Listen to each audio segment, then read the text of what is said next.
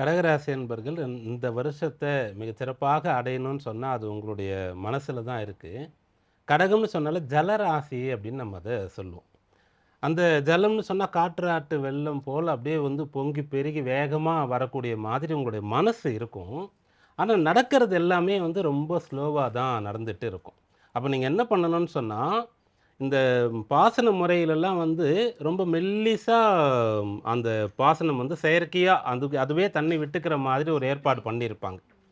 அந்த மாதிரி நீங்க என்ன பண்ணணும்னா, எதையுமே பிளான் பண்ணிட்டு சிக்கனமாகவும் இருக்கணும். ஒரு வேலைய செய்யறதுக்கு அதிக டைமும் எடுத்துக்க கூடாது. செஞ்சு முடிச்ச பிறகு பலன் வர்றதுக்கு லேட் ஆனாலும் அதுக்காக பொறுமையாக இருக்கணும். அப்படி இருந்தா இந்த வருஷம் உங்களுக்கு சாதகமா இருக்கும். மனதால செயல்படக்கூடியவர்கள் அப்படின்னு சொல்லி உங்கள சொல்லலாம். அதனால உங்களுடைய மனசுல எல்லாவற்றையும் ஏற்றுக்கொள்ளணும். அஷ்டமத்தில ராகு இருக்கக்கூடிய சமயத்தில ஆசைகள் அதிகமாக வரலாம். எதிர்பார்ப்பு அதிகமாக இருக்கலாம். விரயத்தில குரு இருக்கும்போது அதுக்காக நெறைய செலவு நீங்க பண்ணலாம். கடைசியா பாக்கியத்தில 9ஆம் இடத்தில பித்ருஸ்தானத்தில இருக்கிற சனி உங்களுக்கு அனுபவத்த மட்டுமே கொடுத்துட்டு போயிடுவார். அதனால நீங்க ஒவ்வொரு விஷயத்தையும் மிகச் சிறப்பாக பிளான் பண்ணி செய்யணும். ரொம்ப பொறுமையாக இருக்கணும். வெளியூர் போற விஷயங்கள் உங்களுக்கு தானாக அமைஞ்சதுன்னு சொன்னா ஏற்றுக்கொள்ளலாம்.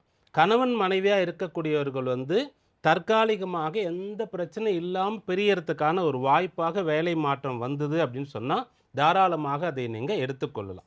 பிள்ளைகள் வந்து உங்களை விட்டு பிரிந்து வெளியூர்ல போய் படிக்கிறதுக்கான ஒரு விஷயம் நடந்ததுன்னு சொன்னா, இல்ல நான் குழந்தைய விட்டுட்டு இருக்க மாட்டேன்னு சொல்லி, அந்த பாசத்தினால அவங்களுடைய வளர்ச்சிய தடுக்காம, தாராளமா போயிட்டு வாடா ராஜான்னு சொல்லி நீங்க அனுப்பி வைக்கலாம். இதுபோல மிகச் சரியான முடிவுகள எடுக்கணும். இந்த ஆண்டு முழுக்கவே நீங்க எந்த ஒரு விஷயத்தையும் டிஸ்கஸ் பண்றதுக்கு உங்களுக்கு ஒரு குரு தேவை. அப்பாவா இருக்கலாம், நண்பரா இருக்கலாம், அண்ணாவா இருக்கலாம், கூட வேலை பார்க்கிறவரா இருக்கலாம், மனைவியாகவோ, கணவனாகவோ இருக்கலாம். யாரோ ஒருத்தர்ட்ட எல்லா விஷயத்தையும் டிஸ்கஸ் பண்ணி அதன் பிறகு நீங்க செய்றீங்கன்னு சொன்னா, இந்த வருஷம் சாதகமா இருக்கும்.